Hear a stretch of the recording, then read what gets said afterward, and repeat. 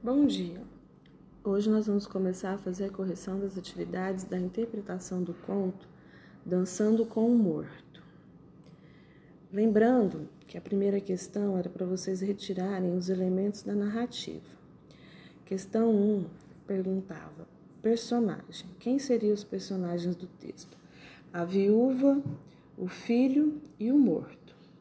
O tempo é o quando aconteceu os fatos. No caso, lá no texto, dizia que já havia se passado alguns meses. O lugar onde tudo estava acontecendo era na cozinha. O enredo, que é o assunto da história, era a viúva que queria ficar com o dinheiro do marido morto e acabou ficando sem nenhum dos dois, porque ao desfazer do marido, ela também se desfez do dinheiro. E o foco narrativo é a terceira pessoa. Como podemos ver no texto, quando ele diz a viúva estava, o morto dançava, então a terceira pessoa é o foco narrativo. Lá na questão 1, nós tínhamos 6 alternativas.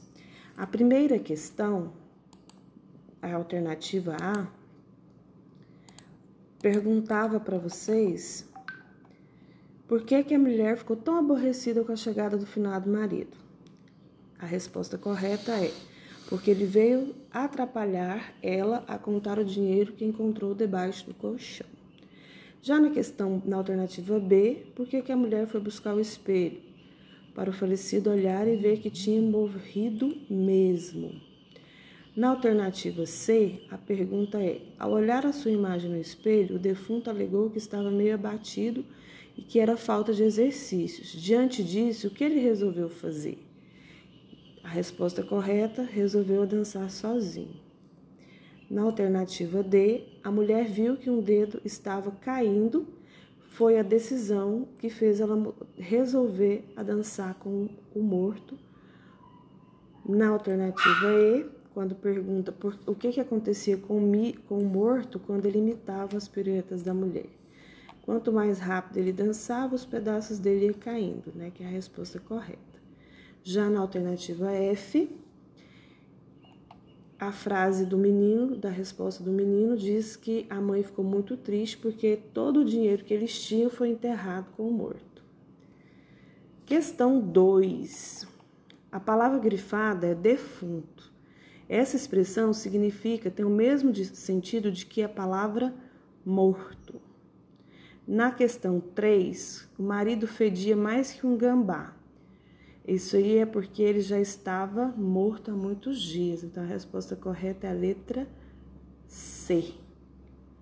Na questão 4, lógico que é um conto, que é uma história. O conto é uma história ficcional.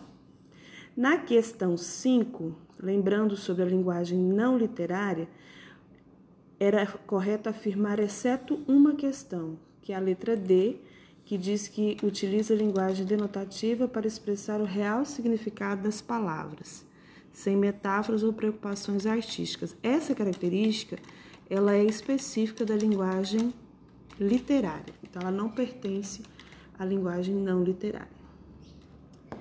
A questão 6 era para vocês colocarem quais as características da linguagem literária e da não literária. Como vocês podem ver aí, as características da linguagem literária são linguagem conotativa, no sentido figurado, ou seja, no sentido irreal, a presença da função poética, presença da função emotiva, figuras de linguagem e musicalidade. Já as características da linguagem não literária é a linguagem denotativa, as palavras utilizadas no sentido real e predomina os fatos reais.